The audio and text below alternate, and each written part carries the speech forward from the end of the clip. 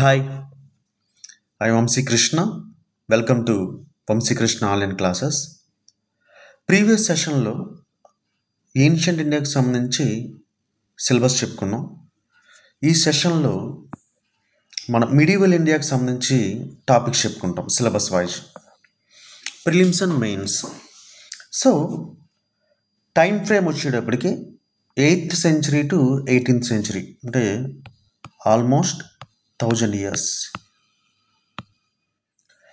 Transition phase: Harshavardhana to regional kingdoms, Delhi Sultanate, Mughals, regional states and Europeans. The transition అనేది హర్షవర్ధన నుండి European వీటి మధ్య transition phase. So prelims perspective wise, so first priority factual focus చేస్తున్నాం. ఈ prelims పర్స్పెక్టివ్లో మనం ఎన్ని topics divide చేసాం చూడండి. One is early medieval India, 8th century to 12th century, regional kingdoms, అలాగే వాటి యొక్క టెంపుల్ ఆర్కిటెక్చర్ ఎలా ఉంది చూస్తాం, Sanskrit literary works and Ghazni this is Ghori invasions, వీటి గురించి మాట్లాడతాం. వీళ్ళు రావడం వలన, ఈ గోరీ ఇన్వేషన్స్ జరగడం వలన మనకి ఢిల్లీ సల్తనేట్ అనే అంటే ఢిల్లీని బేస్ చేసుకుని రూల్ చేసే డైనాసిటీస్ ఫామ్ అవుతాయి. 5 dynasties: slave dynasty, Khilji dynasty, Tughlaq, Syed, Lodi dynasties. వీళ్ళు ఇంట్రడ్యూస్ చేసిన ఇక్తా సిస్టమ్ కానీ, సూఫియిజం కానీ, అలాగే వాళ్ళ టైంలో రైజ్ అయిన భక్తి మూమెంట్ గురించి, ఇండో ఇస్లామిక్ ఆర్కిటెక్చర్ గురించి మాట్లాడతాం. నెక్స్ట్ వచ్చిన విజయనగర బహ్మనీస్.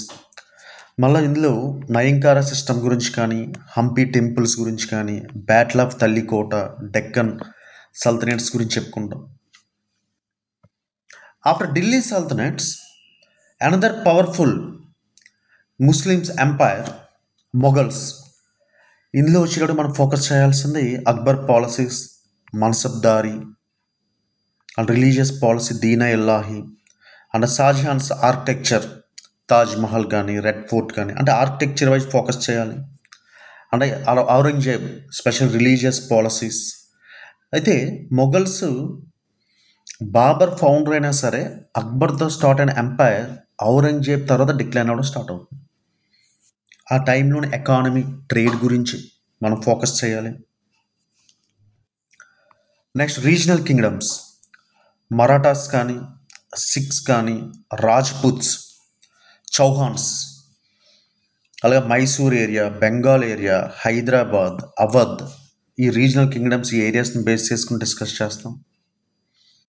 నెక్స్ట్ యూరోపియన్స్ వచ్చిన తర్వాత Portuguese, Dutch, English, French, Plassey of battle of Plassey, battle of Buxar, ఇవన్నీ కూడా మిడివల్ ఇండియాలో మనం ప్రిలిమ్స్ వైజు ఫ్యాక్చువల్ డేటా కావాలి, అట్ ది సేమ్ టైం అనలిటికల్గా కూడా మనం తెలుసుకోవాలి. నెక్స్ట్ మెయిన్స్ పర్స్పెక్టివ్ వచ్చేటప్పటికి మనకి ఫ్యాక్చువల్ ఫోకస్ తగ్గి దేని మీద ఫోకస్ చేస్తామంటే అనలిటికల్ ఫోకస్ ఉంటుంది. ఇక్కడ వాళ్ళ యొక్క పొలిటికల్ హిస్టరీ అనాలిసిస్ చేస్తాం.